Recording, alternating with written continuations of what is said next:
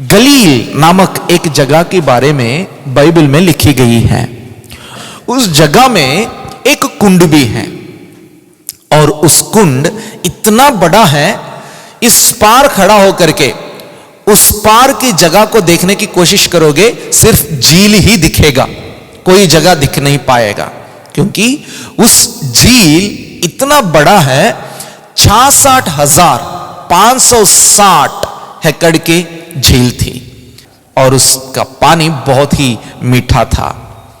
और उस झील में प्रभु यात्रा भी किए थे और उस झील में मछुआरे मछलियां पकड़ने के लिए भी जाते थे।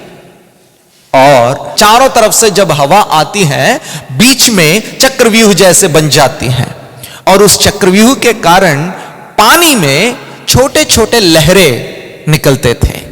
छोटे छोटे लहरों के कारण इस गलील के बीच में जो कुंड है, इसे समुंदर भी कहते थे। समुंदर नहीं था, परंतु समुंदर से किसी भी बात में कम नहीं है ये झील, क्योंकि 66,560 एकड़ की जमीन में फैला हुआ इस झील या इस कुंड को लोग इस पार से उस पार जाने के लिए नाव में प्रयाण करते थे या यात्रा करते थे। और वैसे ही प्रभु यीशु मसीहा एक दिन इस पार से उस पार के लिए यात्रा शुरू किए थे। लूका रचित सुसमाचार अध्याय नंबर 8 आयत नंबर 26। फिर वे गिरासेनियों के देश में पहुंचे जो उस पार गलील के सामने है। हालेलुया। गिरासेनियों की जगह गलील की उस पार की जगह है। और यहां पर कुछ ऐतिहासिक बातें कहकर मैं वचन में आगे बढ़ने की कोशिश करूंगा। गिरासेनियों के बारे में बाइबल में लिखी गई है। ये गिरासेनियों कौन है? गिरासेन नामक जगह में रहने वाले लोग हैं इस गिरासेनियों, परंतु इस गिरासेनियों इजरायली ही हैं, मिस्र जाति भी नहीं है। अगर मिस्र जाति के लोग होते, इन्हें सामरी कहा जाता था, लेकिन इस गिरासेनियों सबके सब इजरायली जाति के ही हैं। जैसे हम जानते हैं, अब्राहम का पुत्र है इसहाक, इसहाक का पुत्र है याकूब। इस याकूब का नाम परमेश्वर ने इज़राइल नाम जैसे चेंज कर दिया है, याकूब से इज़राइल बन गया है। और इज़राइल को 12 बच्चे उत्पन्न हुए हैं और इन 12 बच्चों के कारण हर एक बेटा एक एक गोत्र बन चुका है। इन 12 बच्चों में एक बेटा का नाम है गाद। क्या नाम है? गाद। इस गाद जो है आगे बढ़कर एक बड़ी जाति बन गया है और इन्हें गादियों कहते थे। क्या कहते थे? गादियों कहते थे। इसी गादियों को आगे जाकर के गदरियों कहने लगे हैं। मत्ती रचित सुसमाचार 8वां अध्याय आयत नंबर 16 में अगर आप देखेंगे, वहां पर गदरियों शब्द लिखी गई है। और वहां पर देखा जाए, चाहे वो गदरियों हो चाहे ये गिरासियों हो, ये दोनों एक ही जगह के लोगों के बारे में कह रही हैं, और वो है गाद की संतान में से आया हुआ बड़ी प्रजा जो इज़राइली ही होंगे। और याकूब की संतान में से एक पुत्र का संतान हम कह सकते हैं। या भेड़ों को चराना उन लोगों के लिए एक अच्छा काम है। सब इज़राइलियों या इज़राइल में जितने भी लोग हैं, सबके पास भेड़ जरूर होते हैं और उन भेड़ों को चराना उनका काम है। इसलिए उत्पत्ति से लेकर के मलाकी पुस्तक तक अगर हम देखते हैं, बहुत लोगों के बारे में, बहुत भक्त लोगों के बारे में लिखी गई है। सबके सब भेड़ों को चराने वाले ही हैं। मूसा को देखिए, मूसा भी मिद्यानियों के बीच में जाकर के वहां पर भेड़ों को चरा रहा था। भेड़ों को चराने वाला मूसा को प्रभु ने बुला के इज़राइलियों को छुड़ाने के लिए भेजा है। और मूसा के बाद अगर हम दाऊद को देखेंगे, दाऊद भी भेड़ चराने वाला ही था। उस भेड़ों को चराने वाला उस दाऊद को प्रभु ने बुला के राजा बना दिया है। यूसुफ को देखिए, यूसुफ के भाइयों को देखिए, और याकूब को देखिए, याकूब भी भेड़ों को ही चराता था। 21 वर्ष वो भेड़ों को चराते ही रहे। और आगे देखा जाए, यूसुफ जो मिस्र देश की प्रधानमंत्री बना, वो भी भेड़ों को ही चराते थे। इसका मतलब है इस्राएलियों के बीच में भेड़ों की चराने का काम पहले से ही उनके बीच में है। हर कोई भेड़ों को चराते थे। लूका रचित सुसमाचार में, और ये यहां पर जितने भी लोग रह रहे हैं, ये सुअरों को चराने लगे हैं। भेड़ों को चराने वाले इजरायली अब सुअरों को चरा रहे हैं। ये कहां से कैसे चेंज हुआ है, क्यों चेंज हुआ है?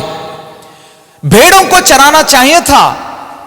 ये प्रार्थना करने वाले हैं, आराधना करने वाले हैं, परमेश्वर के लोग हैं, प्रभु अपने नाम देकर बुलाए गए लोग हैं। और उन्हें बताया गया था कि तुम्हें सुअर के साथ कोई संबंध नहीं रखना है। पर वही लोग जिस चीज को परमेश्वर ने निषिद्ध किया था इन लोगों के जीवन में, उसी चीजों को चराने लगे हैं। भेड़ों को चराने वाले आज सुअरों को चराने वाले बन गए हैं। कारण यह था कि रोमियों का राज्य जब खड़ी हुई थी, रोमियो इस सुअर की मीट को अच्छा से खाते थे, बहुत प्रेम से। जैसे कुछ लोग चिकन खाते हैं, मटन खाते हैं, और ये सुअर की मीट को बहुत अच्छा खाते थे। अभी देखिए, रोमियो राज्य करने वाले हैं, रोमन राज्य खड़ा हुआ है। जो भी वो करते हैं और उस काम सबको अच्छा लगता था और वो फेमस हो जाता था। बीच में उदाहरण के लिए, बचपन में हम खेत में जाके जो तुवाल है उसे हम बांधते थे, पगड़ी बांधते थे काम करने के लिए। लेकिन जब हम छोटे थे, हमारे पिताजी पगड़ी नहीं बांधते थे हमें, वो नेहरू टोपी बना के हमें पहनाते थे। कहते थे ये नेहरू जी की टोपी है, क्योंकि उनकी जो नेहरू जी की जो टोपी है वो ऐसे लंबा सा होता है, और उसे पहन के हम छाया में देखते थे, बहुत अच्छा लगता था। नेहरू जी ने, नेहरू जी ही नहीं, बहुत लोग उस प्रकार की टोपी पहनते थे, परंतु नेहरू जी उसी टोपी को पहनने पर उसी टोपी फेमस हो गया है। और उस बात को छोड़िए, वो हमारी बचपन की बात थी। अब की बात कहता हूं, मोदी कोट सुने हैं? मोदी कोट, क्या इस कोट को पहले लोग नहीं पहनते थे? पहले भी पहनते थे, लेकिन अब मोदी जी जब भी देखो उसी स्टाइल में ही, रंग बदलते होंगे, कपड़ा बदलते होंगे, परंतु स्टाइल तो वही है। इसीलिए उस स्टाइल को देख के लोग अब हम मोदी कोट पहनेंगे। प्रधानमंत्री करने लगे हैं काम एक चीज, और उस चीज फेमस हो गए हैं, क्योंकि जो लोग लीडिंग में हैं वो लोग कुछ भी करे वो सबको वावा करते हैं उस बातों पर। और वैसे ही रोमियो ने इस सुअर की मीट खाने लगे हैं। सब सोचने लगे अगर रोमियो ने इस सुअर की मीट खा रहे हैं तो इसका मतलब इसमें तो कुछ दम है, इसमें तो कुछ बात है, इसलिए हमें भी इस चीज को खाना चाहिए। यह सोचकर राज्य में ज्यादा से ज्यादा लोग सुअर की मीट खाना शुरू किए हैं। जब उस काम शुरू किए थे, भेड़ों का दाम घट गया, सुअर की दाम बढ़ गया है। जब लोग जिस चीज को ज्यादा खाते हैं उसकी दाम ज्यादा से जायजी बात है, वो नॉर्मली बढ़ जाती है। उसी प्रकार सुअर की मीट की दाम भी बढ़ गया था। इसलिए वहां के लोग सोचे हैं, अब देखो इन भेड़ों को कहां तक हम पाल पोस करेंगे, इसे कहां तक लेकर जाएंगे, इसे कहां तक जाकर के हम इसे चराएंगे, और इसका दाम भी कम है, इसकी कीमत भी कम है, इसलिए हम अब बिजनेस चेंज करेंगे, हम भी सूअर को चराना शुरू करेंगे। इज़राइली संतान में से आए हुए लोगों को प्रभु ने सख्त मना कर दिया है कि तुम्हें इस मीट से कोई संबंध नहीं रखना है, परंतु पैसों की लालच के कारण उन्होंने परमेश्वर के कानून को तोड़ दिया है। जब उनके बीच में परमेश्वर के खिलाफ चलने की कदम उठाने लगे हैं, इस दुनिया की दुष्ट आत्माएं उस जगह में वास करना शुरू किए हैं। देखिए, जब हमारे जीवन में परमेश्वर की वचन कम हो जाती है, वहां पर दुष्ट आत्माएं अपना काम चलाना शुरू करते हैं। जब परमेश्वर की प्रभाव आपके जीवन में कमजोर पड़ जाती है, वचन पढ़ना, प्रार्थना करना, परमेश्वर की आराधना में जुड़ना या उपासना में, प्रभु की उपासना में बैठना, जब ये काम हमारे जीवन में कम होते हैं, तब दुनिया इस जगह को कब्जा कर लेती है। लेकिन जब हम हमारी मन लगाकर प्रभु की उपस्थिति में बैठते हैं, देखिए, प्रार्थना हमारे जीवन में एक युद्ध भूमि है, और इस युद्ध भूमि में बैठने के लिए या इस युद्ध भूमि में पहुंचने के लिए बहुत सारे युद्ध हमें लड़ना पड़ता है। हमें लगता है प्रार्थना, हम सोचते हैं कि प्रार्थना करेंगे, परंतु प्रार्थना करने का समय ऐसे ही निकल जाता है। एक भक्त कहता है, जब भी आपको प्रार्थना करने का मन नहीं लगता है, फिर भी आप जहां पर आप प्रार्थना करते हो वहां जाओ, बैठो, घुटने टेको, पहले गाना गाओ, एक वचन खोलो, या यह भी नहीं करना चाहता हूं, चुपचाप से बैठो। बैठने पर वहां से शुरू होता है आपकी आत्मा की विकास। जब आप अपने जीवन को बोझ डाल के या अपने जीवन को फोर्सफुली अपने आप को उस युद्ध भूमि में पहुंचाते हो, वहां पर युद्ध लड़ने वाला आप नहीं है, आपको सिर्फ उस युद्ध भूमि तक पहुंचना ही है, परंतु वहां युद्ध लड़ने वाला प्रभु यीशु मसीह है। आमेन, हालेलुया। सिर्फ आपको वहां तक पहुंचाना होगा, वहां तक पहुंचने में बड़ी जंग आपके जीवन में लड़ना पड़ेगा। लगता है कई बार, अरे मैंने थक गया बहुत ज्यादा, आज नहीं हो पाएगा। नहीं, उस समय तक हमें उस प्रार्थना की उस जगह तक या उस टाइम तक हम अपने आप को फोर्स करना पड़ेगा। कई बार आपको भी लगता होगा, आज क्या जुड़ेंगे, आज हम इधर उधर होके आए, आज नहीं जुड़ पाएंगे, पेट भर गया, सो जाओ, हालेलुया। लेकिन देखिए, जब हमारे जीवन में इज़राइलियों के बीच में पैसों की लालच उनके हृदय में वास करने लगे हैं, परमेश्वर ने जिन बातों को मना किया था, उन कामों से व्यापार करना शुरू हो गया है। और उस गेरासेनियों के बीच में एक दिन प्रभु यीशु मसीहा यात्रा करके गए हैं।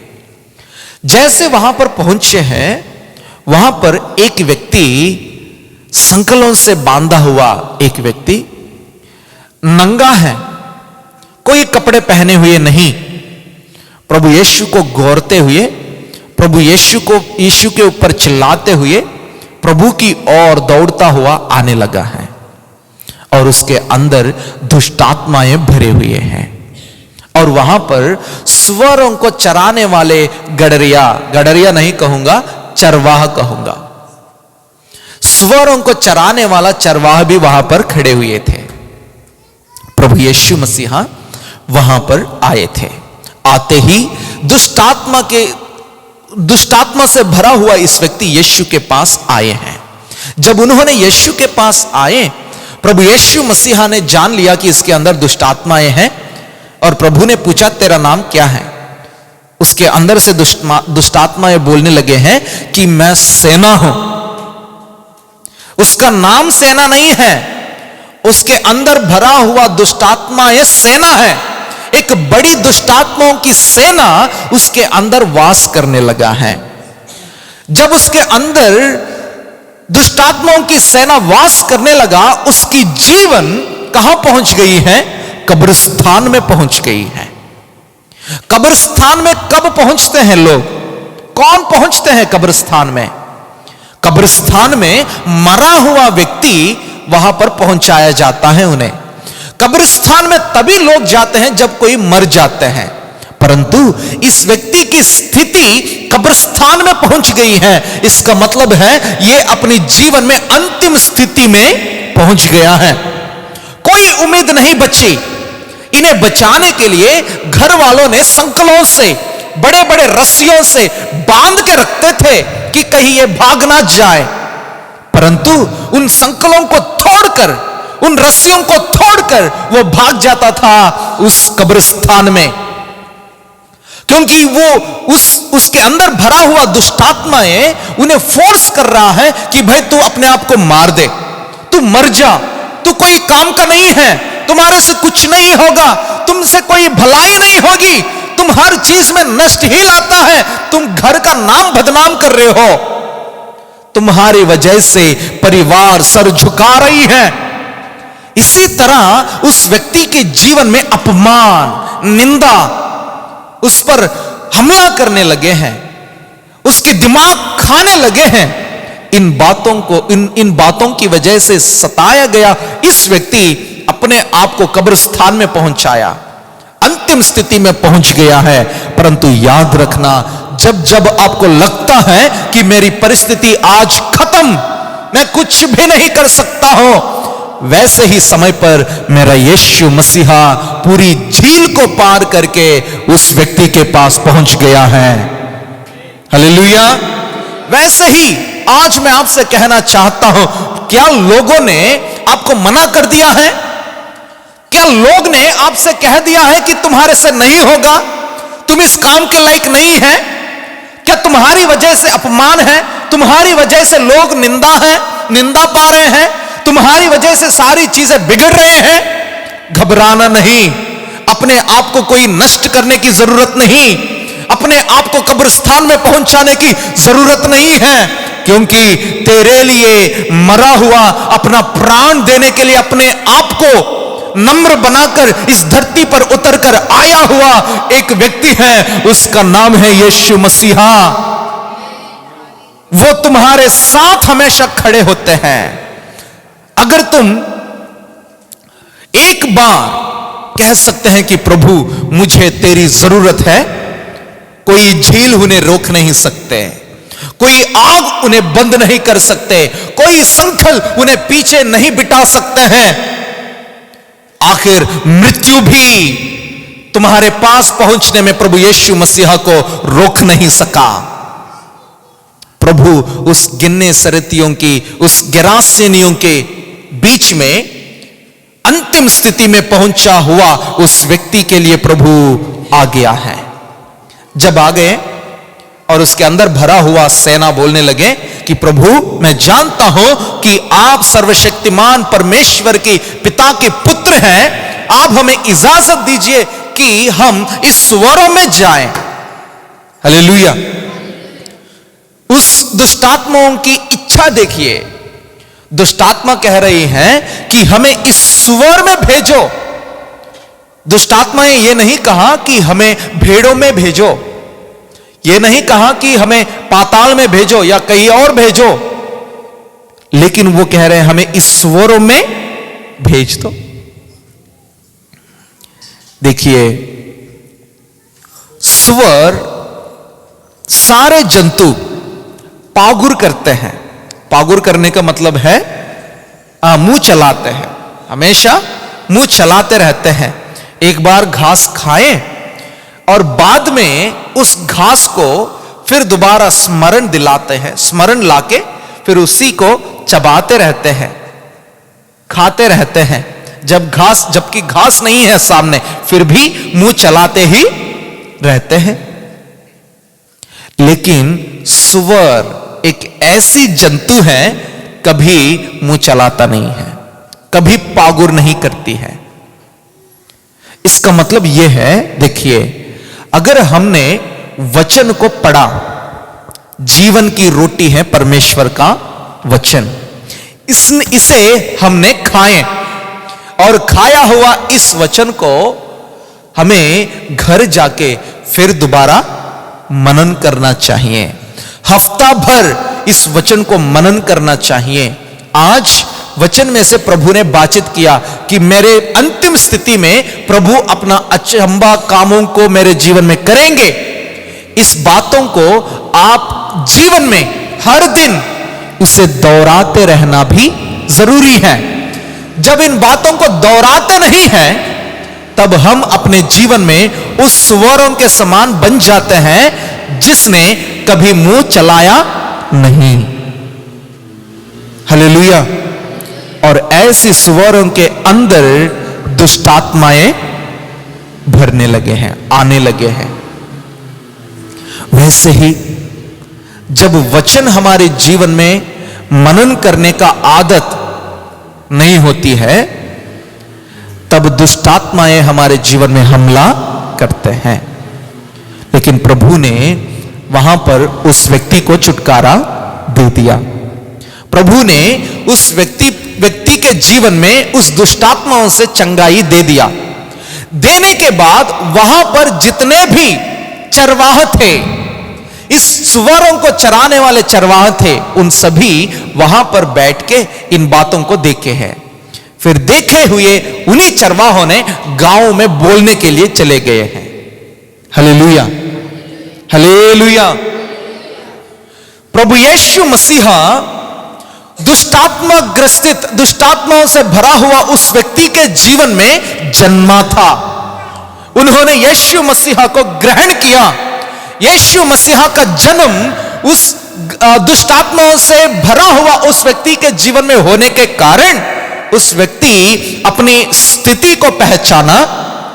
जब पहले यीशु मसीहा को स्वीकार करने से पहले, यीशु मसीहा पर विश्वास करने से पहले वो नंगा था, परंतु जब उसने यीशु मसीहा पर विश्वास किया है, तब उनको पता चल गया कि मेरा स्थिति कैसी है। तब वो कपड़े पहनकर प्रभु की चरण स्थान में बैठा हुआ है। हालेलुया। इन बातों को देखे हैं, इन चरवाहों ने गांव में चले गए बताने के लिए। और ऐसे ही एक दिन रात को, यह तो दिन में हुआ था, लेकिन एक दिन रात को जब गडरियों ने अपनी भेड़ों को चरा रहे थे, स्वर्गदूत उनके सामने आकर के एक सुसमाचार उन्हें सुनाया था कि तुम्हारे लिए उद्धारकर्ता जन्मा है। आमीन, हालेलुया। देखिए, लूका रचित सुसमाचार अध्याय नंबर 2 आयत नंबर 8 को एक बार पढ़ते हैं। और उस देश में कितने गडरिये थे जो रात को मैदान में रहकर अपने झुंड का पहरा देते थे। हालेलुया। कितने भी गडरिया थे उस देश में, वे सब के सब रात को अपनी भेड़ों की पहरा करने लगे हैं। देखिए, जैसे मैंने पहले से ही बताते हुए आ रहा था, इजराइलियों के बीच में भेड़ों को चराने का काम मशहूर है। और उस रात के समय भेड़ों को चराने वाले कुछ गडरियों ने वहां पर बैठे हुए थे, अपनी भेड़ों की पहरा बांधे हैं। वहां पर सूअरों को चराने वाले गडरिया हैं, चरवाहे हैं, और यहां पर भेड़ों को चराने वाला चरवाह है। भेड़ों का चरवाह यहां पर रात को भेड़ों की पहरा करने लगे हैं, और वहां पर सूअर को चराने वाला सूअर की पहरा नहीं कर रहे थे। लिखा है वो पहरा नहीं कर रहे थे, लेकिन यहां पर भेड़ों की पहरा ये करने लगे हैं। देखिए, भेड़ों को चराने वाले चरवाह की हृदय ऐसी होती है, बहुत ही कोमल, बहुत ही कोमल और वो रेस्पॉन्सिबिलिटी लेता है, जिम्मेवारी उठाता है। हालेलुया। दाऊद के विषय में देखा जाए, जब अपनी गवाही देते हुए दाऊद कहता है, मैं जिन भेड़ों की चरवाहा करता था, उस भेड़ों के बीच में एक दिन क्या आया था? शेर आई थी, और दूसरे दिन भालू आई है, लेकिन मैंने डरा नहीं। मैं उसी शेर से लड़के शेर के मुंह में फंसा हुआ मेरा उस मेमना को बचा के लेकर आया था। हालेलुया। इससे हम समझ सकते हैं, एक गडरिया या एक भेड़ों को चराने वाला चरवाहा अपनी भेड़ को बचाने के लिए अपनी प्राण को भी देने के लिए तैयार हो जाता है। आमीन। हालेलुया। इसलिए प्रभु यीशु मसीहा कहते हैं कि मैं सच्चा गडरिया हूं, मैं अपनी भेड़ों के लिए अपना प्राण देता हूं। हालेलुया। लेकिन सुअरों के लिए प्राण देने के लिए कोई जरूरत नहीं है। सुअर सबके सब दुष्टात्माएं उनमें भरने से वे सब झील में जाकर मर गए थे, लेकिन कोई भी गडरिया, कोई भी चरवाह उन सुअरों को बचाने के लिए झील में नहीं गए। सब भाग गए थे गांव में बोलने के लिए। लेकिन यहां भेड़ों को चराने वाला गडरिया शेरों के मुंह से भी उन्हें बचाने के लिए अपना प्राण त्यागने के लिए भी तैयार हो जाते हैं। आमीन। हालेलुया। आज मैं आप सभी को इन दोनों चरवाहों के बारे में इसलिए कहने की कोशिश कर रहा हूं कि क्या हम इस भेड़ों को चराने वाला गडरिया के समान अपनी आत्मिक जीवन में हैं, या सुअरों को चराने वाले उस चरवाहों के समान हैं। सुअरों को चराने वाले चरवाहों ने अपनी जीवन में प्रभु ने जिन बातों को मना किया था, उन बातों को करने के लिए आगे बढ़े हैं। प्रभु ने मना किया था कि तुम्हें कोई संबंध नहीं रखना है, परंतु उन्होंने पैसों की लालच के कारण उन्होंने अपना काम को भी बदल दिए हैं। पैसों के पीछे भागते हुए हमारे जीवन में भी कई बार पैसे नहीं हो सकते, परंतु कई ऐसी चीजें होते हैं जिन बातों के कारण हम परमेश्वर से दूर हो जाते हैं। उस बात आपको भी पता चलेगा, आपको भी पता होती है कि मैंने इस काम परमेश्वर के खिलाफ किया हूं, परंतु हम अपने आप को कन्विंस कर लेते हैं, कोई बात नहीं, सब कर रहे हैं, मैं भी तो कर लिया हूं, सब तो कर रहे हैं, मेरे करने से क्या गलत है। ऐसी चीजें हमारे जीवन में भी कई बार होती हैं, जिन बातों को हम नॉर्मल अनदेखी करके परमेश्वर के सामने धर्मी के समान बैठने की कोशिश करते हैं। परंतु प्रभु की वचन से आज हमें यह सीखनी चाहिए कि परमेश्वर से जब हम दूर होकर, अलग होकर अपने विचारों के साथ कुछ भी करते हैं, उस कामों में दुष्ट आत्मा का प्रभाव ज्यादा होती है। उस समय में, उस जगह में या उस चीजों में परमेश्वर की महिमा नहीं होगा, और वहां पर दुष्ट आत्माएं अपना राज्य चलाते हैं, दुनिया अपनी राज्य चलाती है। परंतु इस भेड़ों को चराने वाले गडरियों को देखा जाए, रात के समय वे अपनी भेड़ों की पहरा करने लगे हैं। यानी कि हम भी रात को जगे रहने वाले बनना चाहिए। रात को जगे रहने वाले बनने का मतलब यह है कि हम अपनी आत्मिक जीवन में रात जैसी अंधकार की परिस्थितियां आ भी क्यों ना हो, उस समय में भी जगे रहकर अपनी आत्मिक स्थिति को बचा के रखने वाले चरवाहों के समान खड़ा होना चाहिए। आमीन। इन लोगों ने रात के समय सो नहीं रहे थे, परंतु जगे हुए हैं, अपनी भेड़ों की पहरा कर रहे हैं। प्रभु कहता है जगे रहो और प्रार्थना में बने रहो, ताकि आने वाली क्लेशों से तुम बचे रहो। आमीन, हालेलुया। जगे रहो, जगे रहने का मतलब है, बाइबल के अनुसार देखा जाए, जगे रहने का मतलब है प्रार्थना में बने रहना। जगे रहने का मतलब है जिम्मेवारी उठाना। जगे रहने का मतलब है परमेश्वर के आज्ञाकारी बनना। जगे रहने का मतलब है परमेश्वर पर उम्मीद रखना। इसलिए प्रभु कहता है जगे रहो, जगे रहो। अगर आप जगे रहते हैं, सुअरों की बिजनेस या सुअरों को चराने वाला उस गडरियों के समान नहीं बनते हैं। इस भेड़ों के साथ इसके पहरा बांधते हुए चलने वाले बन जाते हैं। आमीन, हालेलुया, हालेलुया। इन गडरियों को प्रभु परमेश्वर की दूत ने समाचार देते हुए ये कहने लगे हैं कि देखो, हम उस वचन को भी पढ़ते हैं। परमेश्वर का दूत गडरियों को बता रहा है कि देखो, तुम जब इस परमेश्वर के पुत्र को देखने जाओगे, तुम्हें यह चीजें पता करना है। इन चीजों से आपको पता हो जाएगा कि यही पुत्र है जिन्हें परमेश्वर ने उद्धारकर्ता के रूप में भेजा है।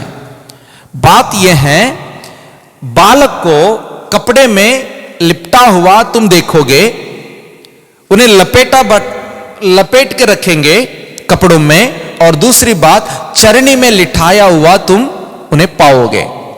हालेलुया। गडरियों के बीच में इस्राएल बेतलेहम से बाहर, बेतलेहम से कुछ मील की 5 मील के अंदर ही एक ऐसी जगह है जहां पर बलि चढ़ाने वाले मेमने को या भेड़ों को उसी जगह में रखते थे। याजकों ने बलि के लिए तैयारी किया गया भेड़ों को उसी जगह में रखते थे और उस जगह में रख के उसकी परवरिश करते थे। उनके लिए एक वो चरनी बना के रखते थे ताकि उस जगह में ही उन्हें चारा दिया जाता था। और जिस मेमना को कपड़े से लपेट के रखते हैं, समझो इस मेमना परमेश्वर के लिए बलि चढ़ाने के कार्यक्रम में जाने वाली है। जिस मेमना को कपड़ों से लपेट के रखा जाता है और उन्हें पता चल जाता है कि इसी मेमना को अभी बलि चढ़ाने के लिए लेकर जाने वाले हैं, और यहां पर गडरियों को प्रभु के दूत उन्हीं का ही भाषा में कह रहे हैं, इस बालक को आप देखोगे कपड़ों से लपेटा हुआ रीति में या कपड़ों से लपेटा हुआ स्थिति में आप देखोगे। इसका मतलब यह है कि यही उस मेमना है जिस मेमना को परमेश्वर ने भेजा है और जिसके कंधे पर इस सारी सृष्टि की पाप उठा के लेकर जाने वाले हैं। आमीन, हालेलुया। उन्हें चरनी में लिटाया हुआ तुम देखोगे, मतलब ये उसी मेमना है जो बलि के लिए तैयारी किया गया है। हालेलुया। उसके जन्म में ही, उसके जन्मदिन में ही प्रभु यीशु मसीहा के बारे में, उनकी मिशन, किस काम के लिए उन्हें भेजा गया है, उस वार्ता को गडरियों के बीच में दूत ने प्रचार कर दिया है। प्रभु हमेशा अपने काम के लिए या अपनी सेवा के लिए या अपनी महिमा के लिए गडरियों के जैसे कमजोर लोगों को ही चुनता है। प्रभु को बुद्धिशाली की जरूरत नहीं, बलशाली की जरूरत नहीं, परमेश्वर को ज्ञानी से जरूरत नहीं है। परमेश्वर को एक व्यक्ति की जरूरत है जो जगे रहता है। जगे रहने का मतलब है प्रार्थना में बने रहने वाले। जगे रहने का मतलब है परमेश्वर का आज्ञाकारी बनने वाले। जगे रहने का मतलब है परमेश्वर के लिए या उनके दर्शनों के लिए हमेशा उसकी उपासना में बैठने वाले। ऐसे लोग परमेश्वर के लिए चाहिए जो प्रभु पर जुनून रखकर बैठते हैं। और उन्हीं लोगों को जैसे गडरियों को प्रभु ने चुना, वैसे प्रभु ने आज हम जैसे कमजोर लोगों को चुना है। आमीन। इस धरती में हमसे सुंदर, हमसे बलवंत, हमसे बुद्धिशाली, हमसे बलशाली बहुत लोग हैं, परंतु प्रभु ने आपको इसलिए चुना है क्योंकि प्रभु उम्मीद रखता है आप भी उन गडरियों के समान आज्ञाकारी बने। प्रभु को पराक्रमशालियों की जरूरत नहीं है, कमजोर भी क्यों ना हो फिर भी आज्ञाकारी बनने वाला चाहिए। गडरियों को बताया गया, वे तुरंत उस आज्ञा को या उस बताया गया उस समाचार को मान लिए हैं और चल पड़े हैं उस पुत्र के दर्शन करने के लिए, उस बालक का दर्शन करने के लिए।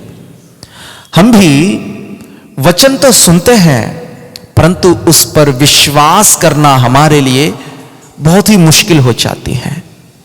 उस वचन के अनुसार चलना असंभव बात हो जाती है।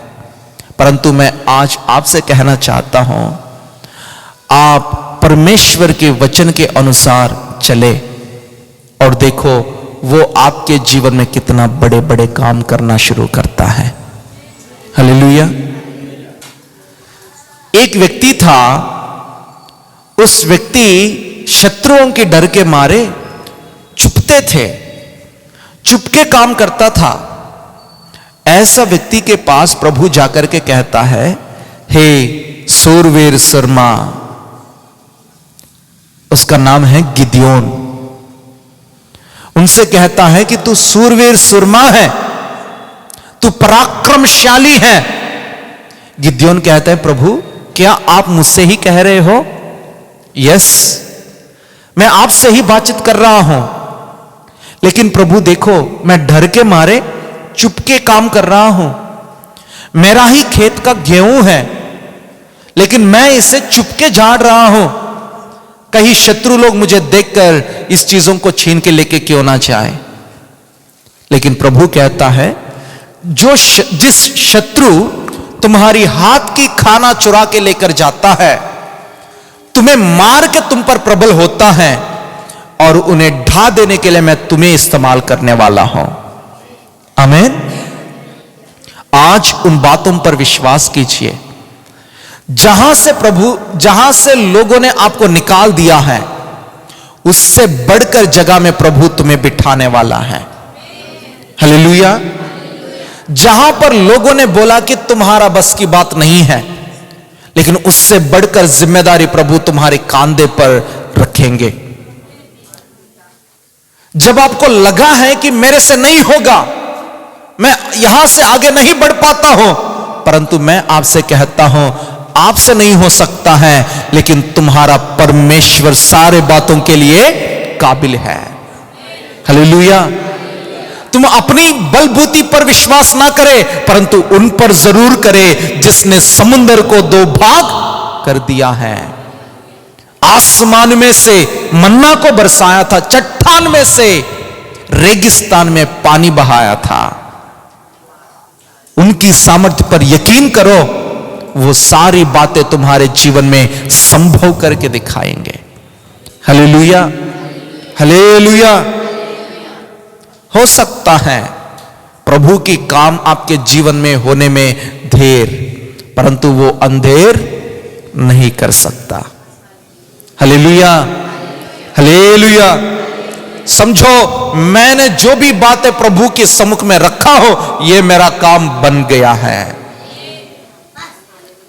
और बना हुआ उस काम के लिए आप इंतजार करो। प्रभु सही समय पर तुम्हारे हाथ करने वाला है। इसीलिए मेरे भाइयों, आप घबराना नहीं, कमजोर मत समझो अपने आप को। गिरासियों ने अपने आप को कमजोर समझकर जिन बातों पर विश्वास करना चाहिए, उन बातों को छोड़कर उन स्वरों में जाने लगे हैं, और अपने ही लोग उन्होंने ही अपने देश में दुष्टात्माओं के लिए दरवाजा खोल दिए हैं। वैसे ही आप कभी भी परमेश्वर के वचन खिलाफ जाकर दुष्टात्माओं के लिए मौका मत दो।